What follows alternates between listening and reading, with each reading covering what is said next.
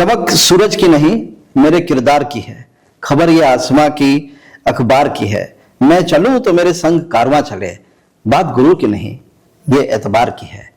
आप सभी को जान के अच्छा लगेगा कि आज के पॉडकास्ट की एक नई सीरीज हम शुरू करने जा रहे हैं फ्यूचर यूनिवर्सिटी में, जिसमें हम अपने जो सक्सेसफुल एलुमनीज हैं फ्यूचर ग्रुप ऑफ इंस्टीट्यूशन के, उनको बुलाएंगे और उनसे सीखेंगे कि उन्होंने अपनी जिंदगी में कैसे सफलता की राह तक पहुंचे। इस कड़ी में इस डेब्यू पॉडकास्ट में हमारे साथ हैं मिस्टर प्रवीण राणा, जो हमारे साथ बीटेक कंप्यूटर साइंस का कोर्स किया इन्होंने और 2015 के बैच में आपने पास आउट किया। और आज प्रवीण राणा देश की और विदेश की और कहना चाहिए विश्व की बहुत बड़ी कंपनी माइक्रोसॉफ्ट में काम कर रहे हैं और बहुत अच्छा पैकेज अर्न कर रहे हैं, बहुत अच्छी सैलरी पे हैं। सैलरी को ऐसे बोलना ठीक नहीं लग रहा है हमें, कहते हैं ना कि लड़कियों की उम्र और लड़के की आय है ना, वो बतानी नहीं चाहिए तो और ना पूछनी चाहिए, इसलिए हम पूछ नहीं रहे, बता नहीं रहे आपको। बिल्कुल सही है। बट प्रवीण जी, आपका बहुत बहुत स्वागत है हमारे स्टूडियो में। फ्यूचर यूनिवर्सिटी के वाइस चांसलर और विजिटिंग वाइस चांसलर की हैसियत से और प्रो वाइस चांसलर के डेजिग्नेशन से मैं आपका बहुत बहुत स्वागत करता हूँ हमारे स्टूडियो में।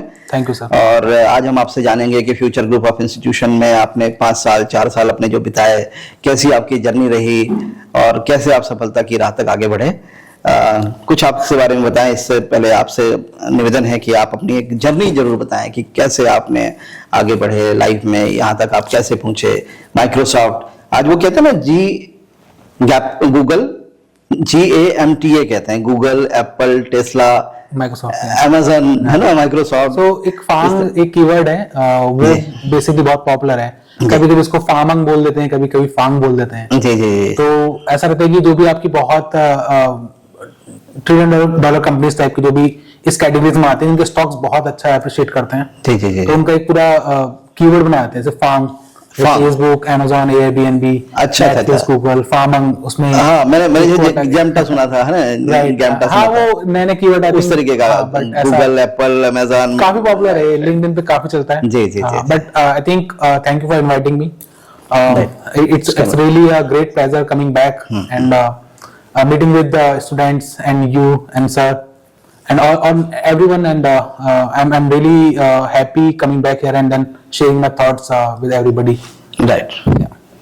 So, yeah, so I think if as you asked, so about the journey, I think I started with computer science at this college in 2011 to 2015, and choosing computer science itself was like बहुत ही एक weird सा scenario बना था. I basically opted for mechanical engineering, but then I cut that option and then selected a computer science. अच्छा, पहले mechanical choose किया, फिर मैंने मैकेनिकल चूज किया, बट क्या हुआ सडनली कि मैं जैसे ही बाहर आया रूम से, देन आई थॉट कि कंप्यूटर साइंस ले लेते हैं। कंप्यूटर साइंस ले लेते हैं। तो वो अंदर से कहीं इंस्टिंक्ट आई। हाँ, अंदर से कुछ इंस्टिंक्ट आया, तो मैंने जाके उसको कट करके कंप्यूटर साइंस लिख दिया। Then I felt very happy after selecting it, and then I like went to the class. तो हर इंसान के अंदर होते हैं ना, एक ईश्वर का वास होता है और एक बार शैतान का भी वास होता है। हाँ, वो तो 2 आवाजें आती हैं कि ये कर ले, ये कर ले। और कई बार होते हैं जब दिल की बात जब मान लेते हैं तो वो लाइफ के लिए कितना अच्छा मुझे रहा। लगता है कि सही टाइम पे ईश्वर की आवाज आ गई, जी कान की आ गई, तो शायद कुछ लगा था। वो सचिन तेंदुलकर के अंदर आवाज आई थी कि मुझे क्रिकेट खेलना है। राइट। तो उसी तरीके से आपके अंदर आवाज आई कि मुझे कंप्यूटर साइंस करना है, कंप्यूटर साइंस ले लिया। राइट। तो प्रवीण राणा जी, आपने फ्यूचर ग्रुप ऑफ इंस्टीट्यूशन से बीटेक कंप्यूटर साइंस करने का निर्णय, जैसा आपने अभी बताया कि आपने दिया कि पहले तो मैकेनिकल करना चाहते थे, फिर आप कंप्यूटर साइंस करना के लिए आपने अचानक से कोई इंस्टिक्ट आई और आपने किया। तो फ्यूचर ग्रुप ऑफ इंस्टीट्यूशन को ही क्यों चयन किया, ये जानना चाहेंगे आपसे। एक्चुअली ये भी थोड़ा सा एक स्टोरी टाइप का ही है। तो मैं पहले सोच रहा था कि I will be preparing for IITs। Okay. तो बट ऐसा था कि देन एक पर्सन है मेरी लाइफ में, काफी इंपॉर्टेंट इंसान है वो, उनसे मैंने सजेशन लिया। देन उन्होंने बताया कि ज्यादा फर्क नहीं पड़ता। Then somehow he convinced me to not prepare for and then give one more year to the preparation. Okay. तो उन्हीं के suggestions के basis पे मैंने किया था। And then अगर आप बरेली में देखें तो I think उस टाइम पे 2 ही कॉलेज थे हमारे पास। एक तो अपना फ्यूचर कॉलेज था, एक there was one other college। मुझे उसमें जाना नहीं था, और तो and I think this was one of the fantastic choice I had. Good. तो इसीलिए मैंने ये ऑप्शन था, इसलिए मैंने एक कॉलेज चूज किया। And I think यही रीजंस थे मेरे। और आई थिंक यहाँ की अगर आप फैकल्टीज देखते, तो मैं अभी की फैकल्टी की तो बात नहीं कर सकता क्योंकि मैंने मिला नहीं हूँ, पर उस टाइम की अगर आप फैकल्टी देखेंगे तो, और अगर हम बरेली की बात करें So they were like top-notch faculties from like coming from different universities, different colleges. And अच्छे they all were faculty here. Members थे और Right. एम्बियंस अच्छा था। Right. गुड गुड, शानदार। और कॉलेज जीवन जो होता है, कई बार कहते हैं हर व्यक्ति के जीवन में Yes. अविस्मरणीय स्मृतियां छोड़ जाता है। हाँ। तो आप अपने जीवन के कौन कौन से अनुभव हैं कॉलेज जीवन की जो हमसे साझा करना चाहेंगे आप? हाँ बिल्कुल। तो एकेडमिक्स तो आपने बताया कि हमारा एकेडमिक्स अच्छा था। हाँ। हमारा एम्बियंस भी अच्छा है, हमारा इंफ्रास्ट्रक्चर बहुत बढ़िया है, फ्यूचर ग्रुप का आप ये भी बता रहे हैं, फ्यूचर यूनिवर्सिटी का हम फ्यूचर यूनिवर्सिटी बन चुके हैं। तो जो एम्बियंस है, फैकल्टी है, उसके अलावा जो हमारी जो अच्छी बातें थी जो आपको अगर याद आ रही हैं अपने पुराने। हाँ, तो मतलब मुझे ऐसा लगता है कि जैसे मैं अभी बच्चों से बात कर रहा था, कुछ कंप्यूटर साइंस के बच्चे थे, उनसे मैं बात कर रहा था, तो कॉलेज टाइम पे केवल आपकी पढ़ाई, केवल आपका यही मैटर नहीं करता कि आपने क्या क्या पढ़ा है, क्या क्या प्रोजेक्ट बनाए। जो आपके दोस्त होते हैं, जो आपके ग्रुप्स होते हैं, जो यहाँ से आप जो लेके जाते हो कॉलेज के बाहर after completing 4 years, that is also like really important. Okay. और आपके पास वो डिग्री के साथ साथ आपके दोस्त भी होने चाहिए। तो आई थिंक मेरे पास वो kind of pack of warriors भी हैं अभी तक, आफ्टर इवन आफ्टर 10 years वो भी साथ में हमारे। अरे वाह, क्या बात है। तो मुझे लगता है कि वो भी काफी अहम पार्ट रहा है पूरी इस कॉलेज लाइफ का। और अभी भी आई थिंक अभी मैं आता तो आई फील दिस कि मैं एक बार जाके शायद हम लोग बैठ पाते। वाह। तो और आई थिंक काफी मेमोरीज हैं, स्टार्टिंग विद लाइक हम एक स्पोर्ट्स इवेंट यहाँ पे ऑर्गेनाइज कराते हैं, that is called future Olympic. Yes yes, ये still it is still going on. उससे रिलेटेड भी काफी हमारी मेमोरीज थी। Right. Although we used to lose like matches here and there, but मतलब काफी याद आता है वो सब। तो काफी अच्छा। आई थिंक हमारी क्लास से कुछ लड़के थे, I think one guy was there, Gursimran, तो he was like really good at हर एक स्पोर्ट्स इवेंट में जो ओलंपिक्स रिलेटेड होते हैं एक्सेप्ट क्रिकेट। और हम लोग क्रिकेट में ही थे। हमारी क्लास के गुरसिमरन जी अभी कहाँ हैं? तो गुरसिमरन हैज शिफ्टेड, एक्चुअली उन्होंने ड्रॉप आउट कर दिया था and he has shifted to Australia. हाँ, तो वो वहीं पे अभी, बट वो ओलंपिक्स के जैवलिन थ्रो वगैरह में काफी ज्यादा अच्छे थे। ओके। और हम लोग क्रिकेट खेलते थे mostly, and I think we lost 7 out of 8 matches. That is now one of the finest memory we have. Right. Yeah, Very good. And I think the girls in our stream, they were also like really active, and they used to fill the this blank space for trophy for kho-kho event. अच्छा। तो वो उनसे ये काफी hope रहती थी हमारी। खो-खो लड़के ले जाते हैं। तो हमेशा वही लोग ट्रॉफी लेके आते थे, and we like it's like always a happy memory if you go back and search out these things. Right. तो काफी अच्छा इवेंट था। ग्रेट। आशीष, ये बताइए कि भैया, मुझे लगता है मुझे ज्यादा देख रहे हैं, है ना? आप नहीं, बल्कि आप सेशन में ऐसे नहीं, वो ऐसे ही होगा। तो हमें जीवन का ऐसा कौन सा क्षण था जब आपने निर्णय लिया कि मुझे सॉफ्टवेयर इंजीनियरिंग में ही करियर बनाना है? तो आई थिंक इसका भी एक बहुत एक छोटी सी स्टोरी है। I think I have lot of stories to share. नहीं, वो अच्छी यहाँ पे एक मूवी है, I think that is based on the life of Mark Zuckerberg. So that is I'm not able to recall the name of the movie, but social something like social, but that is completely based on how Facebook was. अच्छा, Zuckerberg की कहानी वहां से प्रभावित हुआ। Yes, तो मैंने एक बार देख ली थी बस, that was the time when I decided कि यही करना है। Good. तो जुकरबर्ग की कहानी से इंस्पायर होकर के, तब आप उस समय किस में थे? बीटेक के कौन सी ईयर में थे? I think I was in the first year, but although मैंने select तो पहले ही कर लिया था stream, but फिर भी वो रहता है ना that you have this option here कि आप if you don't like this stream, then you can choose for either mechanical or electronics based on your interest. तो वो भी यहाँ पे फैसिलिटी है, बट वो था कि then I continued मेरे को सॉफ्टवेयर इंजीनियरिंग में ही जाना है। तो that was the like motive behind selecting the computer science and continuing in this field. आज एक बड़ा कैची वर्ड है, क्लासरूम टू बोर्ड रूम। बहुत सारी यूनिवर्सिटीज यूज कर रही है ना? हो सकता है 2015 में जब आपने बीटेक पास आउट किया, उस समय न इतनी सुविधाएं थी, न इतनी टेक्नोलॉजी थी, न कोई आज आर्टिफिशियल इंटेलिजेंस की व्यवस्थाएं थी। इंटरनेट भी मुझे याद है थोड़ा स्ट्रगल ही कर रहा था। Internet is also struggling. तो I mean classroom to board room या क्लासरूम टू कॉर्पोरेट का जो आपका जर्नी था, कॉलेज टू कॉर्पोरेट जिसको कहते हैं, वो कितना डिफिकल्ट था? डिफिकल्ट तो एक्चुअली हम बोलेंगे क्योंकि as we know we are coming from tier 2 tier 3 college, है ना? तो उसमें प्रॉब्लम ये होती है कि आपको स्टार्टिंग में एज कम्पेयर टू IITs वो सब चीजें नहीं मिलती हैं। in IITs or in tier 1 colleges you directly have access to big companies जहाँ पे आप अप्लाई कर सकते हो, you have that alumni network जहाँ पे आप रेफरल्स के लिए पूछ सकते हो, राइट है राइट ना, तो वो सब चीजें आती हैं, बट यहाँ से तो थोड़ा सा स्ट्रगलिंग था, but I think the trainings which you are given on the 4th year I think by placement cell, वो भी काफी ज्यादा हेल्पफुल थे in improving your communication skills, या जैसे आपको खुद को प्रेजेंट करना है, प्लेसमेंट सेल जो ट्रेनिंग एंड प्लेसमेंट सेल था उसने आपको मदद करी। I think they have tried their best to give the opportunities, but I think mine was through one off campus drive, तो मेरा off campus के through हुआ था, but I think some of the folks were placed through placement cell as well. नहीं, कोशिश हमारी रहती है कि आज भी हम फ्यूचर यूनिवर्सिटी के माध्यम से, या जब हम फ्यूचर ग्रुप ऑफ इंस्टीट्यूशन थे, कि बच्चों को अच्छा प्लेसमेंट दें, नरिश करें। और इसमें एक दो चीजें आपसे साझा करना चाहेंगे प्रवीण। फिलहाल अभी जब से हम यूनिवर्सिटी बने हैं, 1 साल हो गया, हम यूनिवर्सिटी लगभग 1.25 साल 1.5 साल होने की स्थिति पर है, तो हमने प्लेसमेंट सेल को स्ट्रेंथन करने का बहुत सारा प्रयास किया। Oh, nice. और उसमें अभी एक बड़ी अच्छी ब्रांड है टाइम कोचिंग, उनके साथ हमने एक्सक्लूसिव किया कि वो हमारे बच्चों को आकर के पूरा जो आपकी क्वांट, रीजनिंग, LR जिसको लॉजिकल रीजनिंग कहते हैं, Nice, nice. ऐसे 5 सब्जेक्ट की स्पेशल कोचिंग कर रहे हैं। और वो आकर के हफ्ते में 3 दिन 4 दिन बच्चों को स्पेशली 2 घंटे 2.5 घंटे वाके पढ़ा के जा रहे हैं। तो when the professionals are coming, right, तो एक अलग प्रकार का बच्चों को एक एक्सपीरियंस मिल रहा है। साथ में बहुत सारी कंपनियां आ रही हैं लगातार, और जब एक बार आपको कंपनी को भी लगता है कि बच्चे आ रहे हैं तो फिर अच्छी कहानियां बन जाए। राइट। वो कल मैं आशीष से एक रील देख रहा था इंस्टा पे, तो उसमें बताया कि 3 प्रकार की समस्याएं हैं। एक तो आदमी के पास काम नहीं है, दूसरा जिन काम के लिए आदमी नहीं मिल रहा है, एग्जैक्टली, और तीसरा काम के लिए जो बंदे रखे हैं वो किसी काम के नहीं है। ये समस्या सभी तरफ है। एक स्टूडेंट सोचता है कि अच्छी नौकरी मिल जाए, अच्छा काम मिल जाए, एक एम्प्लॉयर सोचता है कि बढ़िया आदमी मिल जाए काम करने के लिए। ये समस्याएं तो जीवन में चल ही रही हैं।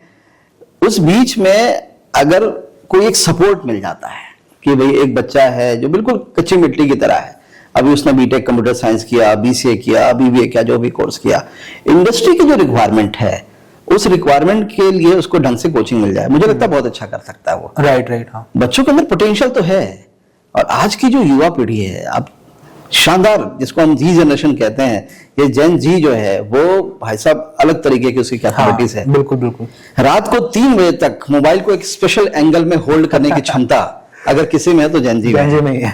मेरी हाथ तो दुख जाती है 1 आध घंटे में। तो जेन जी जो है बहुत अच्छा कर सकता है, पर उसे डायरेक्शन नहीं मिल रहा था। फ्यूचर यूनिवर्सिटी में हमने प्रयास किया कि अच्छा प्लेसमेंट दिलाने के लिए उसकी अच्छी ग्रूमिंग करना, अच्छी ट्रेनिंग कराना और अच्छी कंपनियों को लेकर के आना, ये भी हम लोगों ने प्रयास किया। और वो मैं आपको लाइन बता रहा था इंस्टा की, इसलिए बता रहा था कि कंपनियों को भी जब लगता है कि यहाँ के बच्चे वर्थ हैं, तो फिर वो ऑटोमेटिकली टर्न होते हैं, अपने आप आते हैं। And I know that many good institutions, वहां पे प्लेसमेंट कंपनी आके पैसे देती है कि हमें पहले नंबर पे प्लेसमेंट का अपॉर्चुनिटी दिया जाए ताकि क्रीम बच्चे हम ले पाए।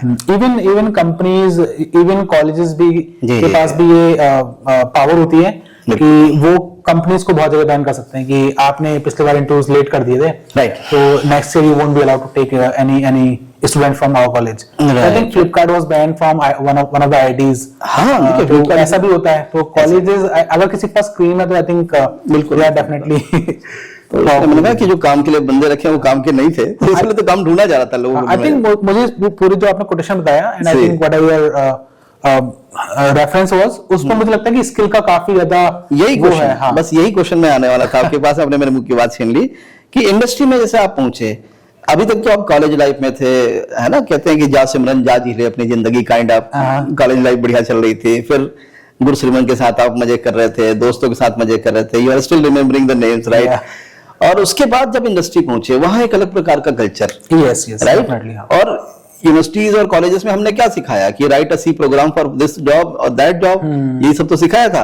लेकिन जब इंडस्ट्री में गए तो कुछ स्किल्स थी जो सर्वाइवल के लिए थी, कुछ स्किल्स थी जो टीम मेट बनने के लिए थी, कुछ स्किल्स थी जो कम्युनिकेशन थी।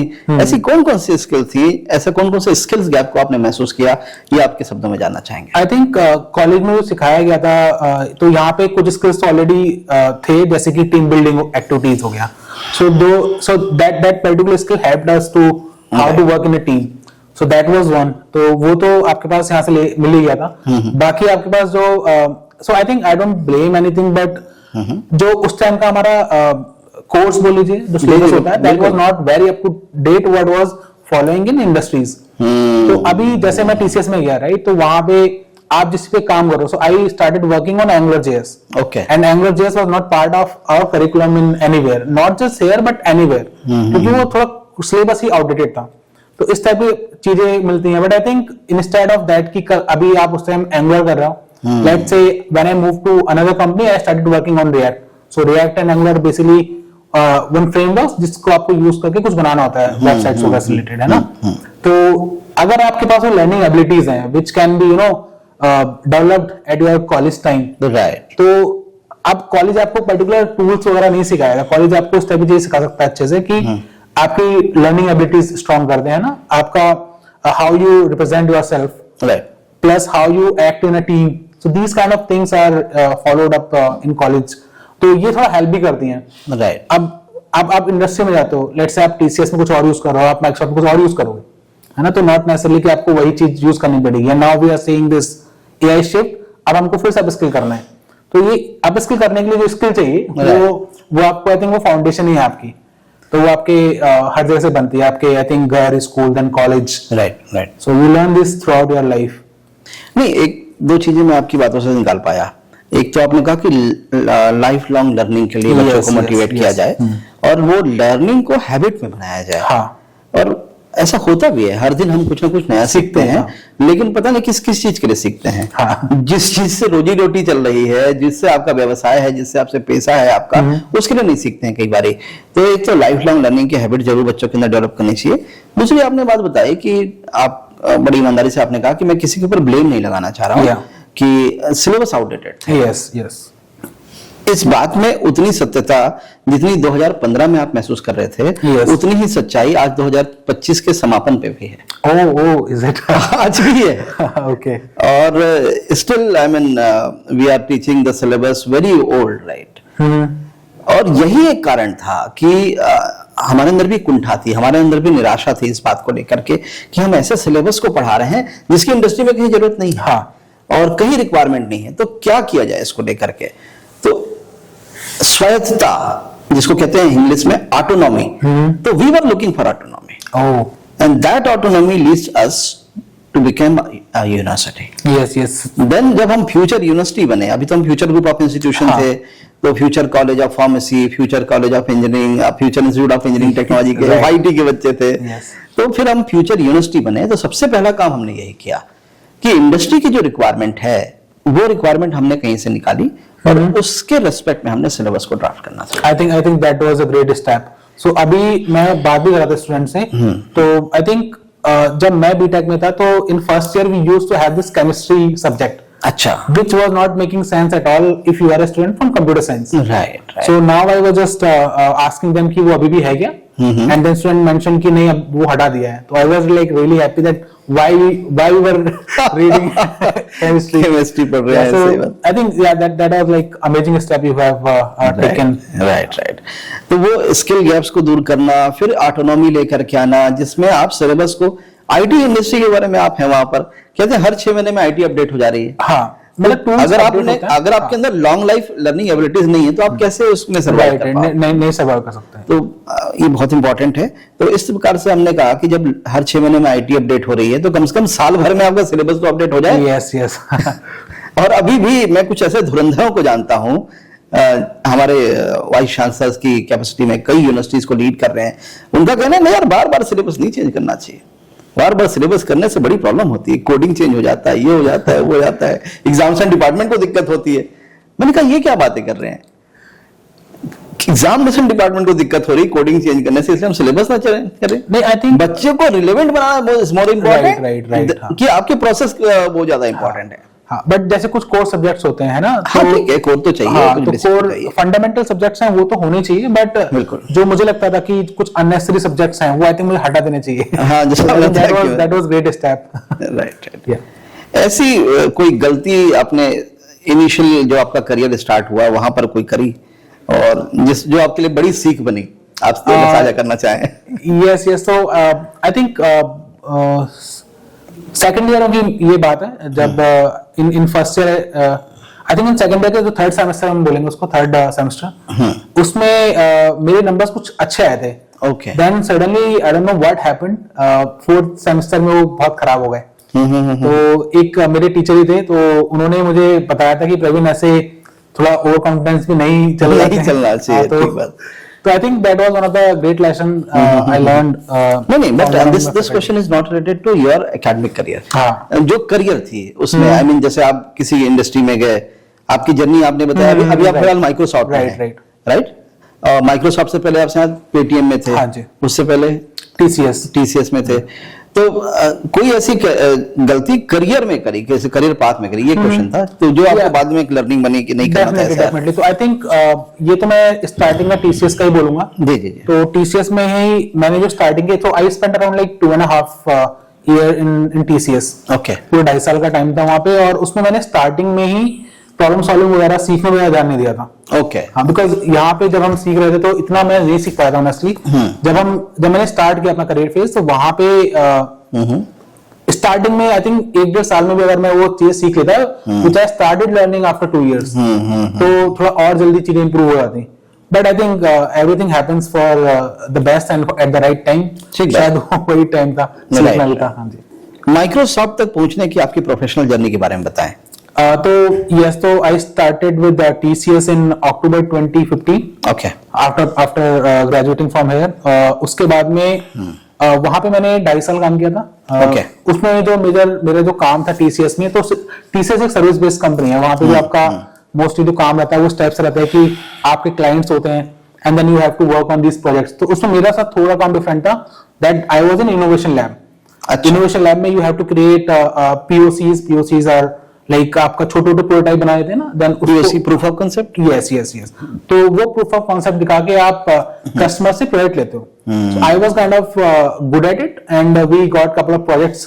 तो वो बिजनेस भी अच्छा आ रहा था. बिजनेस अच्छा. But I think that time I learned कि वेब डेवलपमेंट में फ्रंट एंड बेसिकली हमारे जो वेबसाइट्स होती हैं उसमें 3 स्टेप्स हम मेजरली बोल सकते हैं. आपका एक फ्रंट एंड होता है जो आपको दिखता है, एक बैक एंड होता है जो आपकी सर्विसेज कितनी फास्ट हैं जिससे आप डेटा मंगाओगे, एंड देन एक डेटाबेस होता है. यहाँ पे आपका पूरा डेटाबेस एक्सेस होता है. आई was in the front end layer of this website development और द प्रोडक्ट डेवलपमेंट. ओके. हाँ, तो वहां से मेरा काफी सॉर्टेड सा हो गया था कि मुझे इसमें ही करना है, because I was really interested in learning more about it, कि कस्टमर को अच्छे से अच्छा एक्सपीरियंस कैसे दे सकते हैं.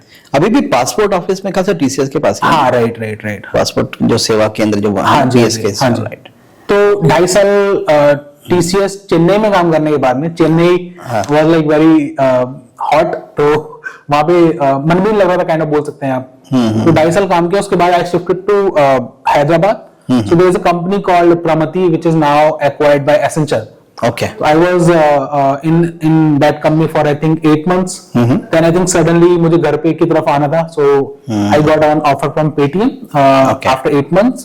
So then I worked at Paytm for around like 1.5 years. Then I got an offer from Microsoft. So in 2019 December I joined Microsoft and I am happy currently where I'm working at. Good. So yeah, so कितना समय हो गया Microsoft में? So it's almost been 6 years, more than 6 years now. So it was all like a kind of golden spoon in a mouth. सोने का चम्मच मुंह पे लेके पैदा हुए थे. नहीं. कि स्ट्रगल भी था? स्ट्रगल तो काफी था. स्ट्रगल तो like there were some personal things. Right. Like कभी फादर की तबीयत सही नहीं थी. Okay. So I think अगर हम लास्ट ईयर की बात करें कॉलेज की, I want to share this particular thing यहाँ पे. तो हमारे लास्ट ईयर में, कॉलेज का लास्ट ईयर था, बैच में काफी लोग, सब लोग कॉलेज आते ही थे, and I was the only one who used to stay with where my father was admit in Gurgaon. तो आई थिंक मेरा पूरा सेमेस्टर और काइंड ऑफ ईयर ही वैसे निकल गया था. Still I was able to like by God grace I was able to make cut to the TCS. तो वो मुझे लगता है काफी स्ट्रगलिंग ईयर था मेरी लाइफ का. उससे पहले थोड़ा सा स्ट्रगल मैं ये बताऊंगा कि जो मेरा स्कूल है, that is like I am from UP board, right, and I am coming from GIC. Okay. अगर आप देखें तो दिनात के पास में जो आगे है, जी. I am coming from that school. So coming here then from Hindi directly shifting to the examination in English, that was one struggle. But still I did good in first year, second year. वो जो आपने बात बताई ना कि पिताजी की तबीयत खराब थी, और उस कारण आप पूरा सेमेस्टर या लगभग साल भर आप जो है ठीक से अपनी पढ़ाई नहीं कर पाए। हाँ जी, हाँ जी। और आपने वहां पर एक निर्णय लिया कि माता पिता की सेवा करना ज्यादा इम्पोर्टेंट है।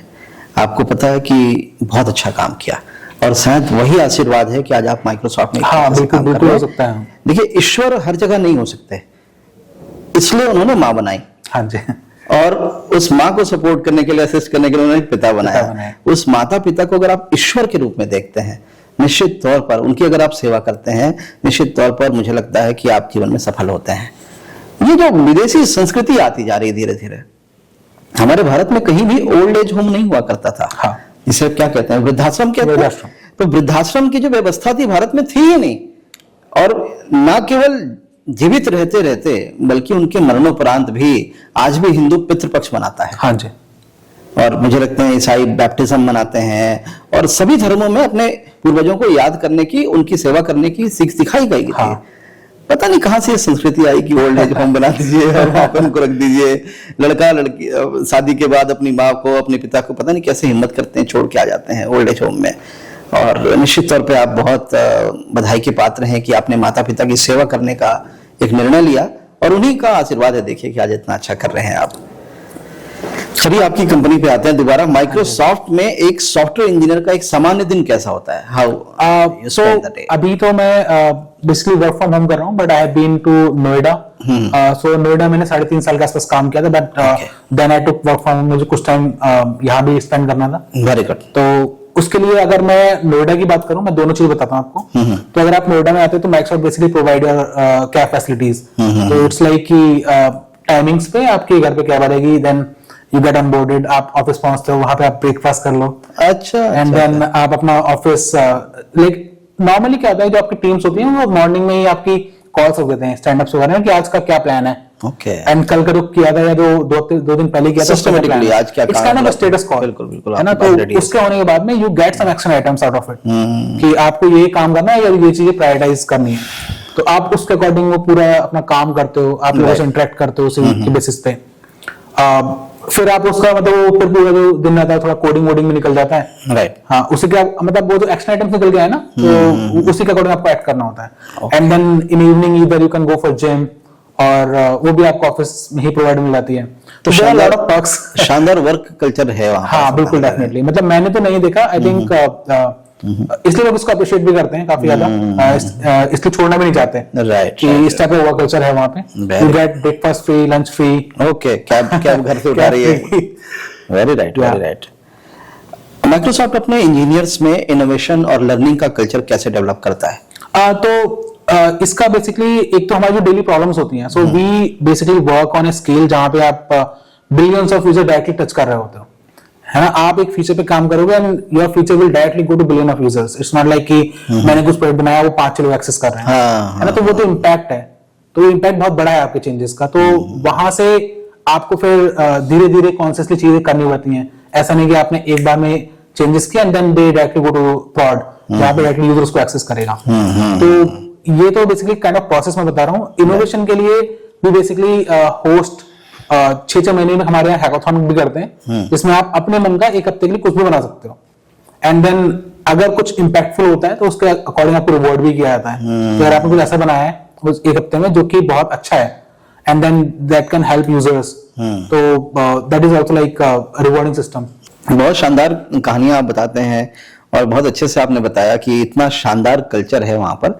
हम बात कर रहे थे कि इनोवेशन और लर्निंग कल्चर को कैसे एनकरेज करता है माइक्रोसॉफ्ट। हाँ, तो अगर हम एनकरेजमेंट की बात करते हैं तो बेसिकली हर 6 मंथ्स में एक इवेंट होता है which is called hackathon. Hackathon में यू हैव दिस फ्रीडम कि आप पूरे एक हफ्ता अपने किसी भी आइडिया पे काम कर सकते हो।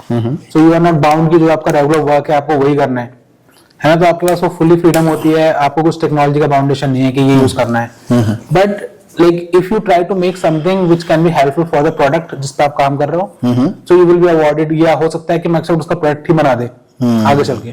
तो इस टाइप की इनोवेशंस है और आपको रिवॉर्ड भी मिलता है उसी के according. I think these are the steps. Also culture भी इतना एनकरेजिंग है, the type of minds you work with, तो एक अलग से मोटिवेशन रहता है ये डेली का।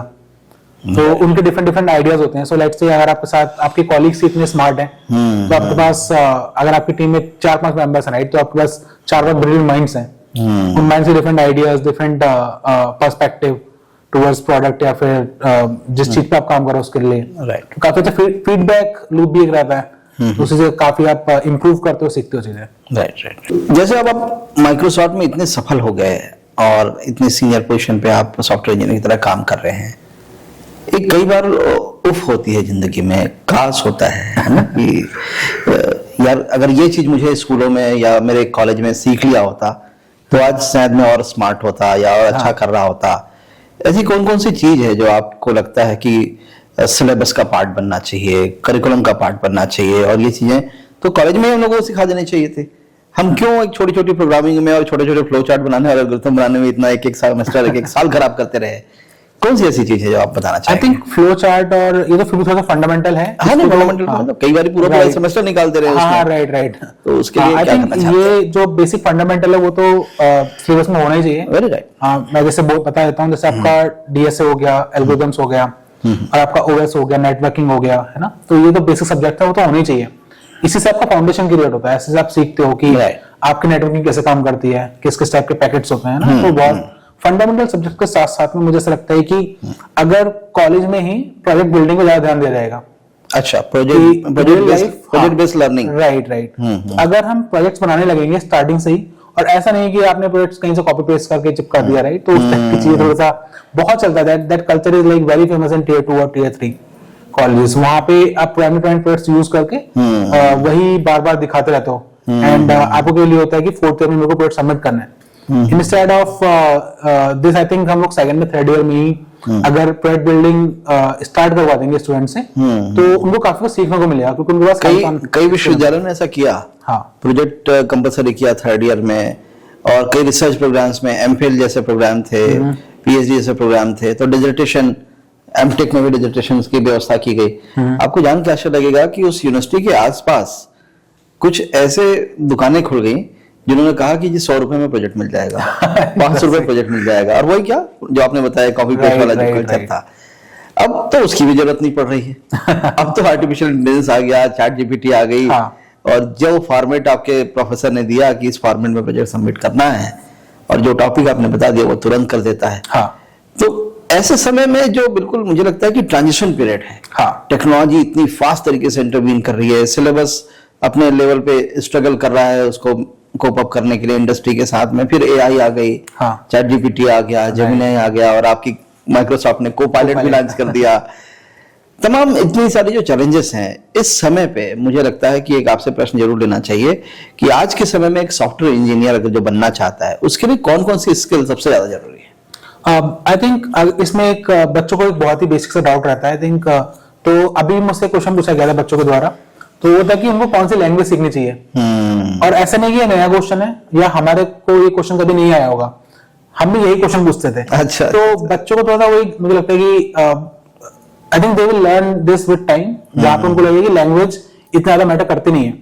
आप जो चीजें C++ में बना रहे हो वही चीजें आप जावा में बना सकते हो, राइट, वही चीजें आप जावास्क्रिप्ट में बना सकते हो, है ना। तो इस टाइप की चीजें, तो अगर ये स्किल independence आना चाहिए, तो मैं वो इसी पे आता। तो बेसिकली आपको जो प्रॉब्लम सॉल्विंग है ना, कि वो जो चीज जो मेरे को काम करना है वो मेरे को एफिशिएंट तरीके से कैसे करना है। जैसे मैं समझता हूँ कि एक बार आपने कार चलाना सीख ली, राइट, तो आपने मारुति 800 चला लिया, तो आप होंडा भी चला लेंगे, है ना। और आप इस टाइप के सजेशन भी दे सकते हो कि नई कार बनाने में क्या चीजें इंपॉर्टेंट है ना, कि नई कार तेजी से कैसे बनेगी, तेजी से कैसे। हाँ, तो इस टाइप की चीजें रहती हैं। तो एक बार आपको आना चाहिए। तो मुझे लगता है कि सबसे इंपॉर्टेंट स्किल पूरी कंप्यूटर साइंस में प्रॉब्लम सॉल्विंग ही है। उसी पे बच्चों का ज्यादातर फोकस भी डालना चाहिए कि आप इस चीज को इंप्रूव करो।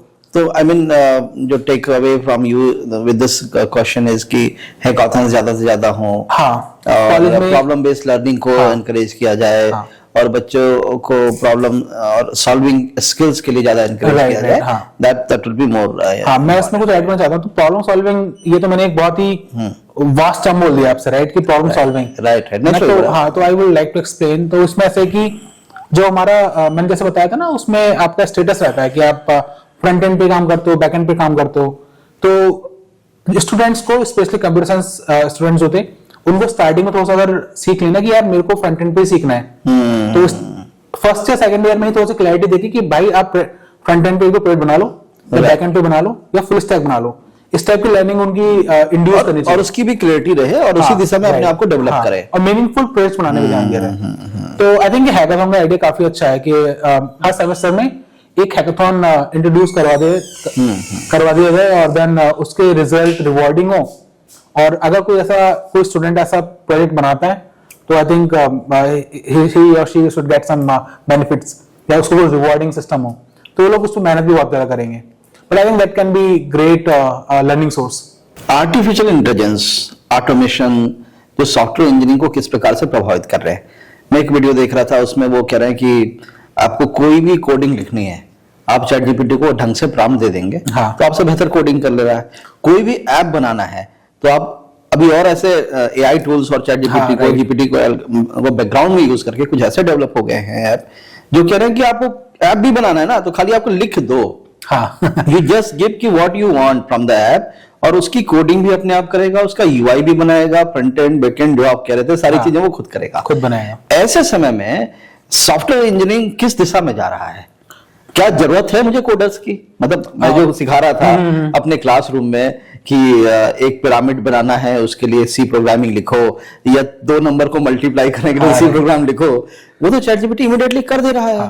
तो क्या लगता है कि मुझे अभी भी बीटेक कंप्यूटर साइंस के बच्चों को ये ऐसे ही कोडिंग सिखाना होगा? आर्टिफिशियल इंटेलिजेंस किस प्रकार से इंपैक्ट करेगा सॉफ्टवेयर इंजीनियरिंग को और आपकी आने वाले बच्चों के करियर को? क्या आप कहेंगे इसमें? तो स्टार्ट करते हैं बिल्कुल, कि जो आपने बताया कि इम्पैक्ट कैसे करेगा। राइट। तो अभी पहले तो ये कि क्या हमको सॉफ्टवेयर इंजीनियर्स चाहिए होंगे? सॉफ्टवेयर इंजीनियर्स शायद आपने बोला कोडर्स। कोडर्स, तो कोडर्स, अगर हम बोलते हैं सॉफ्टवेयर इंजीनियर्स या coders are just like typers, तो वो गलत हो जाएगा। गलत हो जाएगा। तो software engineering is like basically your thinking ability and to solve problems, right. है ना। उसमें टाइपिंग करना एक केवल इंस्ट्रक्शंस हैं। Now you have more than 2 hands to do that same work. अभी ये जो एजेंट्स आ गए हैं, जो आपका विजुअल स्टूडियो में जो आपका कोपायलट है ना, जी। और जेमिनी है और जीपीटी है, राइट। तो इट्स लाइक कि आपके पास एक अलग से हाथ है वो सेम टाइपिंग करने के लिए और वो बेटर स्ट्रक्चरिंग करने के लिए। तो अभी अगर हम बात करें कि अभी हम जैसे बच्चों से बात कर रहे थे तो उन्होंने बताया कि कौन सी लैंग्वेज है ना, कौन सी लैंग्वेज सीख लें। जी जी। तो मान लीजिए मैंने अपने 7 साल जावा में ही दे दिए। राइट। अब मेरे पास कुछ काम आया जहां मुझे पाइथन सीखनी है ना, तो मुझे पाइथन सीखने की जरूरत नहीं है, मुझे केवल ये करना है कि मुझे ये सोल्यूशन ऐसे बनाना है। I just need to tell ChatGPT to build the solution in Python. Right. तो software engineering is not typing anymore. पहले सेम काम करने के लिए मुझे 3 दिन लगते थे कि मैं पाइथन का सिंटैक्स सीख रहा हूँ, फिर वो टाइप कर रहा हूँ, फिर वो बॉयलर प्लेट जनरेट करके बेसिक प्रोग्राम बनाएगा। अभी मैं केवल एक प्रॉम्प्ट दूंगा, वो पूरा मेरे को बना के दे देगा। तो मुझे लगता है कि प्रोडक्टिविटी काफी ज्यादा इनहेंस हो गई है। कोई ऐसा रिस्क तो मुझे अभी तक तो नहीं लगता कि ऐसा कुछ रिस्क है। नहीं, बट समझिए ना, जैसे एक कंपनी थी, उसको कोडर्स चाहिए होते थे, मान लीजिए 50 कोडर्स चाहिए होते थे, 50 सॉफ्टवेयर इंजीनियर्स चाहिए होते थे। अब चैट जीपीटी भी है, उसके पास तमाम जीपीटी एल्गोरिथम है, और जो चैट जीपीटी मैं यूज कर रहा हूँ या स्टूडेंट यूज कर रहे हैं, वो तो एक प्रकार का फ्री वर्जन है, या चलो प्रो वर्जन भी खरीद रहे हैं, 2000 रुपए महीने का रिचार्ज भी कर रहे हैं, तो वो उसमें वो कैपेबिलिटीज नहीं है जो कंपनियों के पास कैपेबिलिटीज। कंपनियों के पास तो बहुत सारा व्यवस्था है, और जिसको कहते हैं HFT, हाई फ्रीक्वेंसी ट्रांजेक्शंस और हाई फ्रीक्वेंसी कोडिंग सिस्टम है, तो वो इतनी शानदार व्यवस्था उनके पास में है। निश्चित तौर पे 50 की जगह मेरा काम तो अब 30 कोडर से भी चल जाएगा। That is true, right. या हो सकता है 10 से ही काम चल जाए, क्योंकि जैसे आपने बताया कि ठीक है, वो पहले हमें टाइप करना पड़ता था, सिंटेक्स लिखना पड़ता था, और सी प्रोग्रामिंग में मैंने भी करी, कहीं एक सिंटेक्स इधर की उधर हो जाए तो 1 घंटे उसको डिबग करने में लग जाते थे। तो वो अब काम खत्म हो गया। डिबग करने के लिए भी चैटजीपीटी आपकी मदद कर रही है, उसको रिकोड कर रही है। तो कहीं आने वाले समय में बीटेक कंप्यूटर साइंस, BCA एक लिबरल आर्ट्स की डिग्री की तरह ना हो जाए, ऐसी मेरी चिंता है। नहीं, मुझे ऐसा नहीं लगता, क्योंकि अगर आप उस टाइप के इंजीनियर्स प्रोड्यूस कर रहे हैं जो उनका मेंटल एबिलिटी वैसी है, सोचने की क्षमता बहुत अच्छी है ना, प्रॉब्लम सॉल्विंग स्किल्स अच्छे हैं, तो अब एआई का मुझे लगता है कि जॉब्स तो नहीं जाने वाली हैं। डेफिनेटली लोगों की कम डिमांड रहेगी, जैसे आप बात कर रहे थे कि पहले मुझे 50 चाहिए, शायद अब 10 चाहिए होंगे, शायद 10, है ना। बट नई टाइप की जॉब्स भी क्रिएट होंगी, है ना, एआई से नई टाइप की जॉब्स भी क्रिएट होंगी, जिनको ठीक बात। जैसे कि मान लीजिए, जैसे कि अगर मैं इस बारे में बात करूं, तो जो आपने प्रॉम्प्ट दिया है ना, तो उसके बाद जो आउटपुट आया वहां से, उसको वैलिडेट कौन करेगा? उसके लिए भी आपको ह्यूमन थिंकिंग चाहिए, तो सही काम किया नहीं किया है। और ऐसा नहीं है कि अगर आप ने कोड जनरेट किया, वो आपने प्लग कर दिया and you directly push it to prod to users, billion of users, तो वो वैलिडेशन वाली स्टेजेस भी ऐड हो गई हैं, वैलिडेशन भी है ना, कि आपका जो प्रॉम्प्ट्स का रिस्पॉन्स आ रहा है वो कितना वैलिड है ना। तो इस टाइप के एरर्स भी काफी कंपनीज ने स्टार्टिंग में ले ऑफ किया था एम्प्लॉइज के, राइट। उसके बाद में they have to hire those employees again जिनको एक्सपर्टीज था। तो इस टाइप की चीजें भी है, ऐसा नहीं कि एआई ने लिखा वो आपने लगा दिया and then it will work. Someone has to validate the responses and then you will use it. तो बट वो जो सिंटैक्स वगैरह इश्यूज थे वो सब चीजें हट गई हैं, एंड आई थिंक वो एक होना भी नहीं चाहिए था, होना भी नहीं चाहिए था वो। ठीक है, स्टार्टिंग थी, डेवलपमेंट फेज था, तो वो भी एक तो इस टाइप का ट्रांजिशन आई थिंक 8-10 साल में हर बार आता है इंडस्ट्रीज में। पहले आप देखोगे तो 2008 में भी आया था, now we have Covid, now we have this, but I think it's good for everybody. तो सॉफ्टवेयर इंजीनियर्स बेटर ही होंगे इससे। हाँ, तो it's like a productivity tool and then you can use it. आज अगर कोई बच्चा 12वीं का है और वो निर्णय लेता है कि मुझे बीटेक करना है, हाँ, और आपकी तरह हिम्मत करता है मैकेनिकल को छोड़ करके फिर कंप्यूटर साइंस में जाने की हिम्मत करता है, तो बीटेक कंप्यूटर साइंस लेने की अगर वो निर्णय लेता है तो क्या ये सही निर्णय होगा? डेफिनेटली। मतलब लेट्स से अगर मैं ही 12th क्लास में हूँ, तो जिस बच्चे की आप बात कर रहे हैं मैं उसको खुद में इमेजिन कर रहा हूँ। तो चलिए मैं प्रश्न को मॉडिफाई करता हूँ, हाँ। कि आज अगर आप फिर से निर्णय लेते हैं कि फिर से जिंदगी जीते हैं और फिर से बीटेक करते हैं, तो आप अपनी बीटेक की शुरुआत कैसे करेंगे और क्या अलग करेंगे? बीटेक की शुरुआत डेफिनेटली मैं तो कंप्यूटर साइंस ही लूंगा और फ्यूचर यूनिवर्सिटी से लेंगे। हाँ बिल्कुल। मतलब अगर मेरी अगर रैंक में अच्छी रहती मेरी आईडी, तो शायद मैं आईडी चला आता, but my rank was like mobile number, तो मैं तो जा नहीं सका। तो आई थिंक मुझे लगता है कि डेफिनेटली अगर मैं वो बच्चा हूँ उस टाइम पे, definitely I will pick computer science. Right, तो आप क्या अलग करेंगे? अलग तो मुझे ऐसा लगता है कि जो जिन इनहेंसमेंट पे या जिन इंप्रूवमेंट, आप समझ रहे हैं मेरे प्रश्न का मतलब है कि now you have gone through all industry exposures, experiences, और आपके जीवन का जो कास्ट था कि यार ये चीज वहां सिखा ली गई होती है तो ऐसा होता, या ये चीज मैं कॉलेज में लाइफ में कर लिया होता तो अच्छा होता, तो वो कास्ट को समाप्त करते हुए अब आप एक बीटेक कंप्यूटर साइंस फिर से एडमिशन ले रहे हैं, फर्स्ट ईयर में ले रहे हैं, और अब आप अपने जीवन में कैसे नया करेंगे? क्या करेंगे आप, क्या अलग करेंगे? तो डेफिनेटली मतलब I will start adding projects like starting from second year, third year. और मुझे लगता है कि जो ऑनलाइन सोशल मीडिया प्लेटफॉर्म्स हैं जैसे लिंक्डइन है, that is like something that can be that should be accessed bye computer science student specially daily, उनके यूसेज में होना चाहिए। तो इस टाइप का प्लेटफॉर्म है। तो लिंक्डइन पे स्टार्टिंग में अकाउंट बना ले रहे हैं, but I think this is something which teachers should tell their students when they join, कि भाई आपका लिंक्डइन सॉलिड कर लो। LinkedIn basically gives you access to the whole world network, है ना, तो वहां पे आप लोगों को रीच आउट कर सकते हो। बट अगर मैं स्टार्ट करूंगा तो मैं प्रोजेक्ट बेस्ड लर्निंग से स्टार्ट करूंगा दोबारा से, कि सेकंड ईयर, थर्ड ईयर में प्रोजेक्ट बना के लोगों को रीच आउट करना स्टार्ट कर दो for internships, and then in fourth year try to hunt job. छात्रों को सबसे ज्यादा ध्यान किस पे देना चाहिए? मार्क्स, स्किल्स, इंटर्नशिप या प्रोजेक्ट? Good question. तो मार्क्स का तो मुझे ऐसा लगता है कि अगर कोई आपसे बोल दे कि मार्क्स इंपॉर्टेंट नहीं होते, तो that will be a lie. Marks important होते हैं, बट ऐसा नहीं कि मान लीजिए सब कुछ छोड़ के मैं केवल मार्क्स पे ध्यान देने लग जाऊं, बिल्कुल ऐसा तो नहीं कर सकते। तो इट्स लाइक कि योर मार्क्स आर इनफ अगर वो 70% से ऊपर है ना, तो you should be eligible in sitting for sitting in interviews, है ना। तो आपको एलिजिबिलिटी क्राइटेरिया को क्रॉस करना पड़ेगा, तो उसके लिए मार्क्स इंपॉर्टेंट ही होते हैं। बाकी second project I will suggest कि उसके बाद प्रोजेक्ट्स ही हैं जो सबसे इंपॉर्टेंट है कॉलेज लाइफ में। आपने जितने ज्यादा प्रोजेक्ट बनाए होंगे उतने ज्यादा आप स्किल्ड हो जाओगे, तो स्किल वाला ऑलरेडी कवर कर ही लेंगे उससे।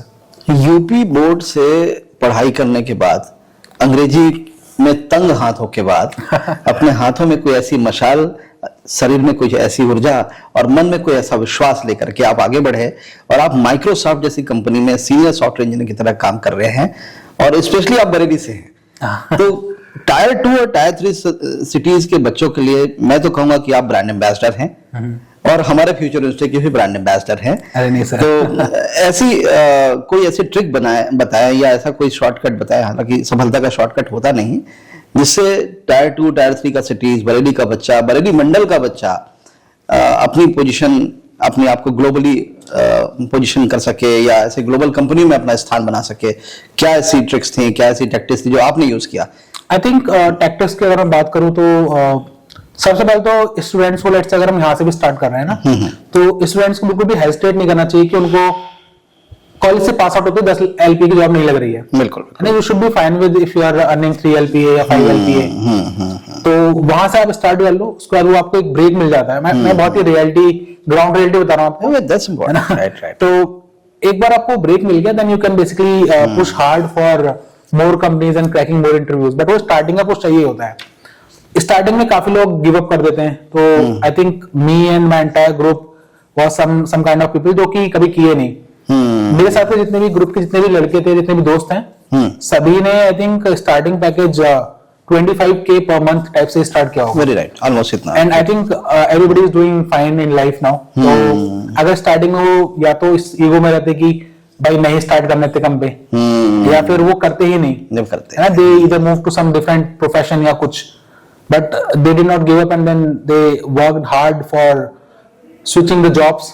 एंड मुझे लगता है कि जहां तक रास्ता दिख रहा है, हाँ, वहां तक चलिए ना।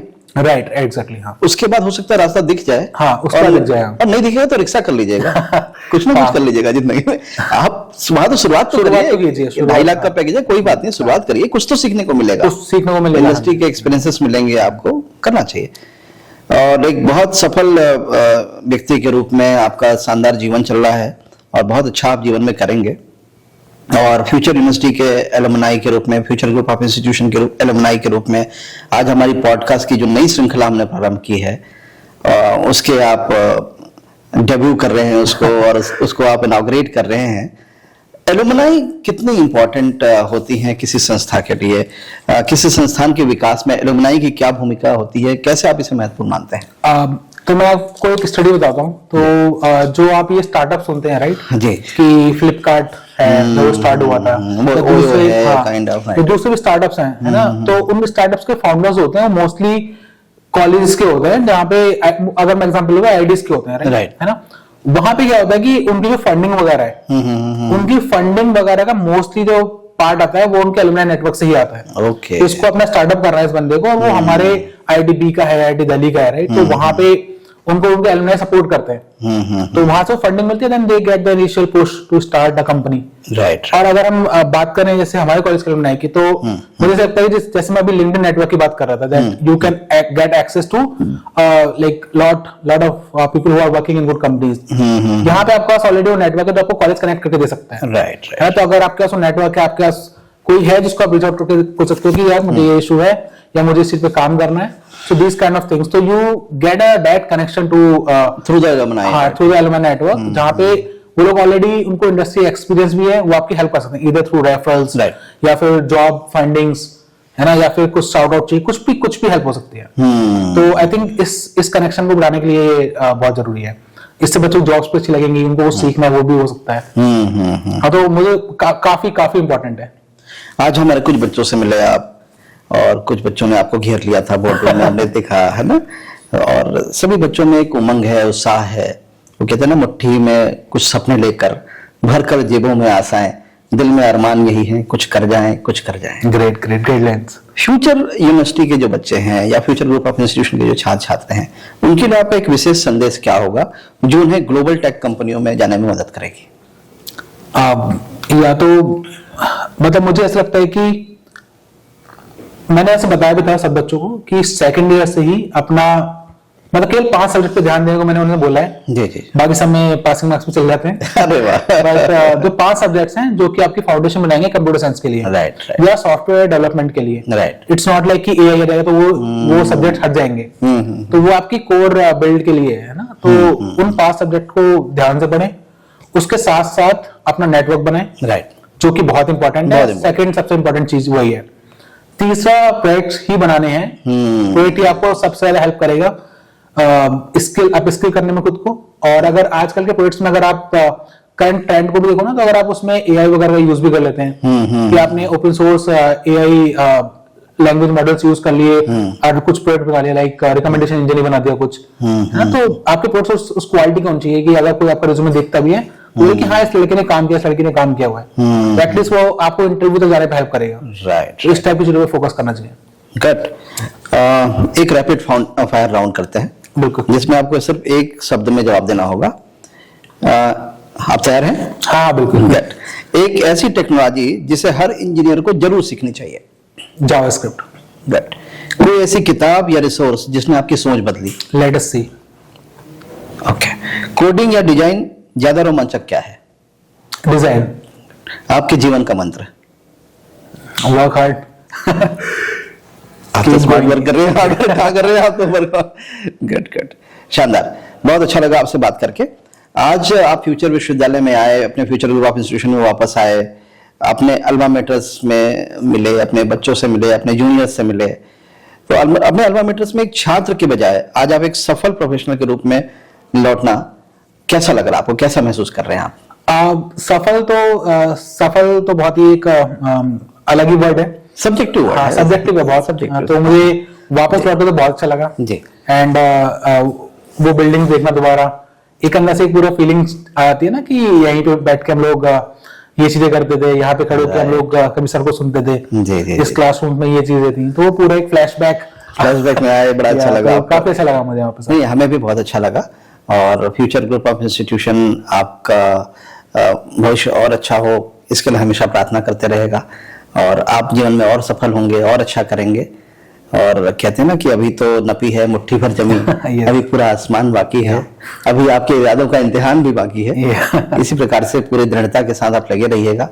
और आज जो आपकी तनख्वाह है, आज जिस पोजीशन में है, मैं चाहता हूं कि माइक्रोसॉफ्ट की उस सीढ़ी में जल्दी से आप और आगे बढ़ें और आने वाले समय में सीईओ की पोजीशन तक पहुंचें। यही हमारी शुभकामनाएं हैं आपको। बहुत बहुत धन्यवाद फ्यूचर यूनिवर्सिटी में आने के लिए, और इसी प्रकार से फिर और समय निकाल करके आते रहिएगा। Definitely thank you so much for joining us. Thank you sir. Right ji.